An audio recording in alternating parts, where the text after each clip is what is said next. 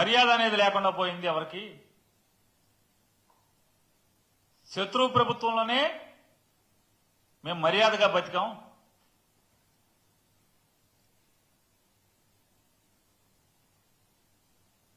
ప్రభుత్వం రాగానే ఒక ఆయన పసుపు బిళ్ళలు ఇస్తాం, ఆ బిళ్ళల జేబుకు తగిలించుకెళ్ళండి, ప్రభుత్వ కార్యాలయాల్లో కార్పెట్ పరిచి పూలు జిమ్మి కుర్చీ వేసి కాఫీ టీ ఇచ్చి మీ పని చేసి పంపిస్తారని చెప్పారు.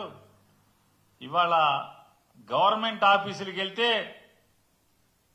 పురుగుల కన్నా హీనంగా చూస్తున్నారని చెప్పని ఆ మాజీ మంత్రి గారి కుమారుడు ఆక్రోశం, ఆవేదన, బాధ వర్ణనాతీతం పాపం.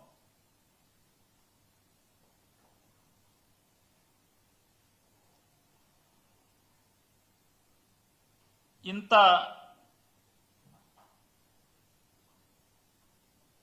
అంటే రాష్ట్రానికి ఒక సంవత్సర కాలంలో ప్రభుత్వం నడిపి ఈ రాష్ట్ర ప్రజలకు చేసింది శూన్యం, ఈ రాష్ట్రానికి చేసింది శూన్యం. ఆఖరికి జెండా మోసి మీ మాటలు నమ్మి కేసులు కట్టించుకుని జైళ్ళకి వెళ్ళొచ్చిన వాళ్ళకు కూడా తిరుక్షవరం. ఇది ఇవాళ ఈ రాష్ట్రంలో ఉన్న పరిస్థితుల్ని ఈ మినీ మహానాడుల ద్వారా తెలుగుదేశం పార్టీ నాయకులు, కార్యకర్తలు, శాసనసభ్యులు వాళ్ళ ఆక్రోశ నాడుల్లో వెళ్లగక్కినటువంటి బాధాతప్త హృదయాలతో కన్నీరు మున్నీరైనటువంటి సంఘటనలు ఈ రాష్ట్ర ప్రజలందరూ కూడా అనేక మాధ్యమాల ద్వారా మనందరం కూడా చూసాం. ఇవాళ దివంగత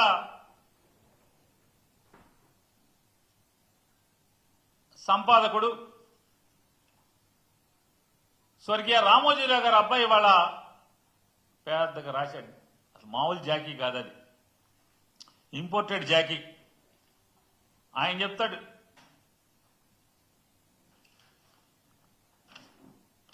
ఇది ఎవరో స్టేట్మెంట్ కాదు, వాళ్ళు రాసిందే. అంటే వాళ్ళ యొక్క కథానిక తెలుగుదేశం పార్టీ విధానంలోనూ సూపర్ సిక్స్. ఓరి మీ సూపర్ సిక్స్ చల్లకుండా మామూలుగా జనాలకు ఇచ్చిన సూపర్ సిక్స్ లేవు, ఇక్కడ మళ్ళీ కార్యకర్తలకు సూపర్ సిక్స్ అంట.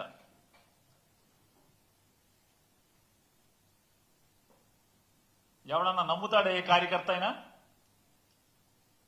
ఏ ఒక్క కార్యకర్త అయినా నమ్ముతాడా అంటున్నాను నేను.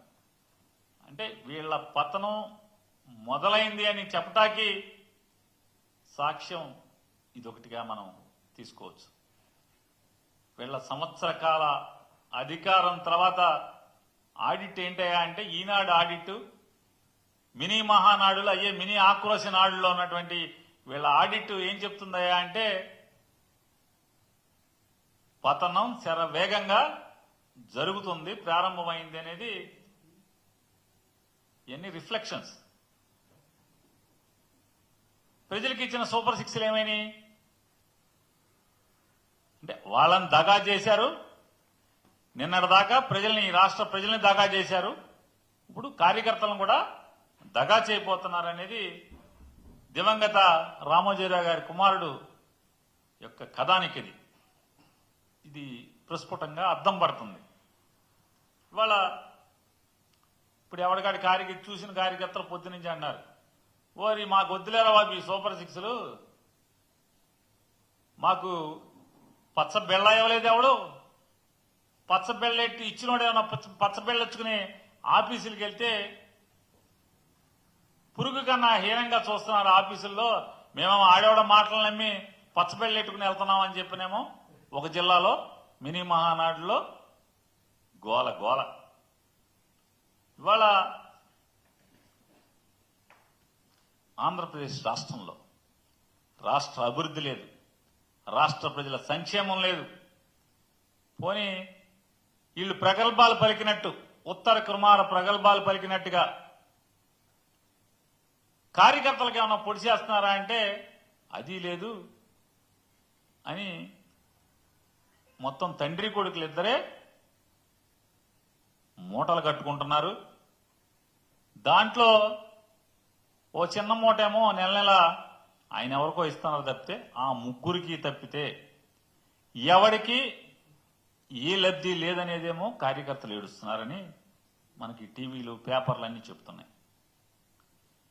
ఇవాళ ఆంధ్రప్రదేశ్ రాష్ట్రంలో సంక్షేమానికి, అభివృద్ధికి లేదా కార్యకర్తల సంక్షేమానికి దిక్కులేదేమో కానీ రాజ్యహింసకి, పోలీసు వేధింపులకి భారతదేశంలోనే నిలువుటద్దంగా ఆంధ్రప్రదేశ్ రాష్ట్రం నిలబడుతుంది. కస్టోడియల్ టార్చర్, ఆంధ్రప్రదేశ్ రాష్ట్రంలో కస్టోడియల్ టార్చర్ అనేది భారతదేశంలో తలమానికంగా ఆంధ్రప్రదేశ్ రాష్ట్రం నారా చంద్రబాబు నాయుడు, పవన్ కళ్యాణ్, లోకేష్ నాయుడు ఈ ముగ్గురు నాయకత్వంలో నడుస్తున్నటువంటి ప్రభుత్వం కస్టోడియల్ టార్చర్ కి దేశంలో తలమానికంగా విరాజిల్లుతోంది. ఇవాళ వాళ్ళకి ఎవరి మీద కక్ష ఉంటే ఏ రకంగా పోలీసుని అడ్డం పెట్టి జైళ్లలో మగ్గదీస్తున్నారో, తప్పుడు కేసులు పెడుతున్నారో కళ్ళ కట్టినట్టుగా రోజు నిత్యం సంఘటనలు చూస్తూనే ఉన్నాం. జగన్మోహన్ రెడ్డి గారిని అంటే చంద్రబాబు నాయుడు గారి కక్ష ఏంటంటే, నేను అప్పుడేదో సోనియా గాంధీతో చట్టాపట్టాలు వేసుకుని చీకట్లో చిదంబరాన్ని కలిసి జగన్మోహన్ రెడ్డి గారిని 16 మాసాలు జైల్లో ఉంచాను. నేను 40 ఏళ్ల ఇండస్ట్రీ కాబట్టి జగన్మోహన్ రెడ్డి గారిని నేను ఉంచుతాను, నా అనుభవం అది. అనుభవం లేని జగన్మోహన్ రెడ్డి నన్ను 56 రోజులు లోపల ఉంచుతాడా అని కక్ష.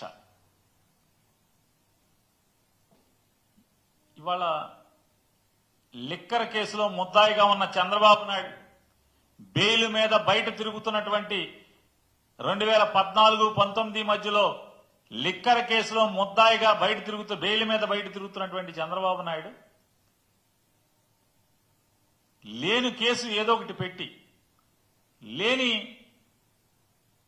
అవినీతిని లేదా లేని దొంగతనాన్ని సృష్టించి నన్ను పెట్టాడు కాబట్టి మళ్ళీ జగన్మోహన్ రెడ్డి గారిని లోపల పెట్టాలనేటువంటి తంతు మనం చూస్తున్నాం. ఆ తంతులో భాగంగా రోజుకొక ఈనాడు జ్యోతిలో చంద్రబాబు చెప్పింది రోజుకోటి రాస్తారు. ముందు విజయసాయిరెడ్డి మొత్తం లిక్కర్ స్కామ్ చేశాడు, విజయసాయిరెడ్డిని కటకటాలు ఊచలు లెక్కెట్టిస్తామని చెప్పి రాయించారు. విజయసాయిరెడ్డి పాత్ర పార్టీలోంచి వెళ్ళిపోగానే వెంటనే రాజకేశిరెడ్డిదే మొత్తం ప్రధానమైన పాత్ర, మొత్తం కర్త కర్మ క్రియే అంతా అతనే అని చెప్పి ఇంకొక రోజు రాస్తారు. మరొక రోజు రాస్తారు జగన్మోహన్ రెడ్డి మొత్తం దొరికేశాడు, అరెస్ట్ చేయటమే, గజగజలాడిపోతున్నారు మొత్తం వైఎస్ఆర్ కాంగ్రెస్ పార్టీ వాళ్ళు ఇంకోళ్ళు రాస్తారు. ఇంకో రోజు రాస్తారు ఇదే ఈనాడు ఇదే జ్యోతి. అరే నిన్న మొన్న ఈ రాశాం కదా, మనకు సిగ్గుండాలి కదా. మన పేపర్లో నిన్న మొన్న ఒకటి రాసి మళ్ళీ ఇంకోటి వాళ్ళు ఎట్లా రాస్తాం అనేది ఏమాత్రం ఇసుమంత కూడా బిడి పడకుండా మరి భగవంతుడు పెట్టలేదు. మళ్ళీ ఏం రాస్తారు, ఈ మొత్తం నగదు మొత్తాన్ని బంగారం కొన్నారని రాస్తారు ఒకరోజు. ఇంకో రోజు చెప్తాడు ఓ ఫారెన్ వెళ్ళిపోయింది మొత్తం డబ్బులని, దుబాయ్ వెళ్ళిపోయినాయి డబ్బులని రాస్తాడు. ఇంకెవడో పాత్ర అంటారు. మరొక రోజు రాస్తారు ఓఎస్డి కృష్ణమోహన్ రెడ్డి, ధనుంజయ రెడ్డి మొత్తం కీలకం, డబ్బులు మొత్తం వాళ్లే, మొత్తం స్క్రీన్ ప్లే కథ స్క్రీన్ ప్లే మొత్తం వసూళ్లంతా ఆళ్లే అని చెప్పి రాస్తారు. మళ్ళీ ఇవాళ రాస్తారు. మొత్తం మిథున్ రెడ్డే, కర్త కర్మ క్రియ అంతా కూడా మిథున్ రెడ్డే. మిథున్ రెడ్డి ఈ డబ్బులన్నీ కూడా వాళ్ళ కంపెనీలోకి తీసుకుని ఆ కంపెనీ నుంచి అసలు నాయకుడికి ఇచ్చేవాడని రాస్తారు. సిగ్గుపట్టం కానీ అరే రోజుకో రకమైన స్టోరీ రాయటం ఏంటి అంటే ఇదంతా ఎట్లా అంటే ఎవరన్నా కథ రచయిత ఒక స్టోరీ పట్టుకుని హీరో దగ్గరికి వెళ్ళాయనుకోండి, ప్రొడ్యూసర్ దగ్గరికో, ఆ లైన్ మార్చి ఇది బాగాలేదంటే మళ్ళీ వచ్చి తెల్లారి ఇంకో లైన్ మార్చి తీసుకెళ్తాం, ఇంకో పాత్రను చంపేయటం, కొత్త పాత్రను సృష్టించడం. దానికి దీనికి తేడా ఏమైనా ఉందా అని అడుగుతున్నాను. రోజుకొక కథ వండి వార్చడం ఈనాడు, ఆంధ్రజ్యోతి. పోలీసులు ఇంకోటి రాస్తారు రిమాండ్ రిపోర్టుల్లో. నిన్న మొన్న రాస్తాడు ఎన్నో లక్షల కోట్ల పేజీల మెమరీని మొత్తం ధ్వంసం చేశారు, కీలక ఆధారాలన్నీ నాశనం చేసేశారు. ఆధారాలు లేకుండా మీకు అసలు అంటే ఆధారం అనేది లేకుండా అది కేసు ఎక్కడది? తప్పు జరిగిందని మీకు ఎవరు చెప్పారు? అంటే జగన్మోహన్ రెడ్డి గారిని అరెస్టు చేయాలనే దగ్గర నుంచి బయలుదేరి కిందకు వస్తారు. ఎలా అరెస్టు చేయాలి?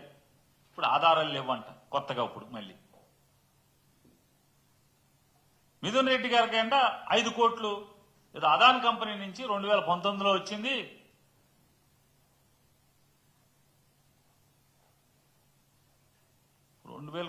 అదాన్ కంపెనీ నుంచి వస్తే దానికి ఎందుకు ఇచ్చారో, అడ్వాన్స్లకి ఇచ్చారా, ఏమన్నా ఆస్తి అమ్ముతున్నారా, ఏం చేయరు?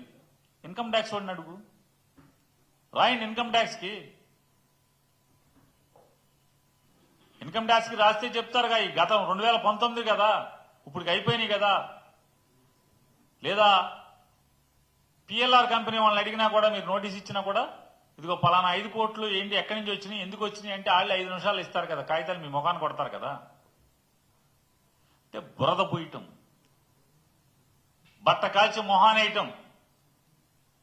చంద్రబాబు దొంగతనం దొరికిపోయాడు కాబట్టి జగన్మోహన్ రెడ్డి గారిని కూడా అలాగే ఏదో ఒక నిందేసేయాలి, అరెస్ట్ చేసేయాలి. అంటే ఒక్కొక్క రోజు ఒక్కొక్కటి పాత్ర, ఒక్కొక్కడు వంతు. ఏంటి అంటే రేపో మాపో మిథున్ రెడ్డికి బెయిల్ హీరింగ్కి వస్తుంది కాబట్టి ఈలోపు ఈ పేపర్లన్నీ జడ్జిలందరూ చదవాలి. చదివి మొత్తం మిథున్ రెడ్డి అని మాట కర్త కర్మ క్రియ అని. అంటే నిన్న మొన్న చదవరా జడ్జిలు మీరేం రాశారో? అలాగే చంద్రబాబు నాయుడు గారిని అరెస్టు చేయడానికి పోలీసులందరికీ ధైర్యం చెప్పాడు. ఇదంతా కూడా మీకేం పర్లేదు, ముందుకు నడవండి అని చెప్పాడు. కాబట్టి సీతారామాంజనేయులు గారిని జైల్లో వేసేయాలి. జైల్లో వేసి ఇప్పుడు ఏం చెప్తారంటే జైలు అరెస్ట్ చేయడానికి వెళ్ళిన రోజు నిజంగా ఎవరన్నా ఉంటే పేపర్లో వార్త రాస్తే ఆ వార్తను ఆధారంగా బెయిల్కు పరిగెత్తిన ఆయన రెడ్ బుక్ రాజ్యాంగకర్త. ఈయనేమో జన కార్యకర్తలకు ఏం చెప్తాడు, మీరు అరెస్ట్ అవ్వండి, ఎన్ని కేసులుంటే అంత పోటుగాళ్ళు, మీరు పెద్ద పెద్ద పదవులు ఇస్తామని చెప్పి కార్యకర్తని రెచ్చగొట్టి, పేపర్లో అతని మీద కేసు ఉంది అనగానే తప్పని బెయిల్కి పరిగెత్తి. కానీ పిఎస్ఆర్ ఆంజనేయులు గారు బెయిల్ కాదు, మీ ఇష్టం, నేను బెయిల్కి వెళ్ళను, యాంటిసిపేటరీ నేను తెచ్చుకోనని చెప్పని, నేనే పాపం చేయలేదు, నేనే తప్పు చేయలేదు, పోలీసు ఉద్యోగం నేను విధి నిర్వహణ పక్కాగా చేశాను తప్పితే నేనెక్కడా తప్పుడు పని చేయలేదు అని చెప్పని నమ్మాడు. కాబట్టే మీరు ఏం చేసుకుంటారో చేసుకోండి, నేను మాత్రం బెయిల్ తెచ్చుకోను, నేనే పాపం చేయలేదని చెప్పని ధైర్యంగా నిలబెట్టాడు. కాబట్టి ఇవాళ మీరు అతని మీద కక్ష తీర్చుకుంటాక ఒక ఐపీఎస్ ఆఫీసర్ని ఈ రోజుకి ఆయన ఉదయం 4:30 దగ్గర నుంచి గాయత్రి మంత్రంతో, సంధ్యావందనం దగ్గర నుంచి మొత్తం గాయత్రి మంత్రం మొదలు పెడితే విష్ణు సహస్రనామం, లలితా సహస్రనామం, వేదాంశాలు ఇవన్నీ రోజు ఆయన జైల్లో పట్టించేది, పొద్దు నుంచి రాత్రి దాకా. జైలు అధికారులు చెప్తున్నారు ఇవన్నీ. ఆయన ఊరికే మనం మామూలు పోలీసుడు అనుకున్నామండి, కానీ సనాతనంగా సద్బ్రాహ్మణుడు ఎలా జీవిస్తాడో అలాగే ఆయన జీవన విధానం కొనసాగుతుందని చెప్పని జైలు అధికారులు బయట మాట్లాడుతున్నారు. ఆయన ఇంట్లో కర్నూలు నుంచి ఒకరిని తీసుకొచ్చి ఇల్లంతా ఎతికిచ్చారు. ఆ రోజు ఆయన ఫోన్ అడగగానే ఫోన్ ఇచ్చేశాడు మీకు. మొత్తం బాత్రూముల దగ్గర నుంచి బాత్రూంలో కమోడు ట్యాంకులతో సహా అన్ని ఎత్తుక్కున్నారు కదా, మీరు ఎత్తుకున్నారు కదా. మళ్ళీ ఇవాళ సీతారామాన్యాయులు గారి సోదాలు. ఏంటి సోదాలు? బాత్రూమ్ కూడా ఎత్తుక్కున్నా దొరకంది, ఇప్పుడు ఏం దొరుకుద్ది అంటే రేపో మాపో సీతారామాంజనేయులు గారి కేసు బెయిల్కి వస్తుంది కాబట్టి ఆయన మీద ఈనాడులో జ్యోతిలో స్టోరీలు రాయాలి, కథలు అల్లాలి. కథలు అల్లాలంటే ఏదో కావాలి, మూలం కావాలి. మూలం కావాలంటే ఆయన ఇల్లంతా ఎతికారు. ఇటువంటి కస్టోడియల్ హెరాస్మెంట్ రాజ్యమే ప్రజల్ని హింసిస్తే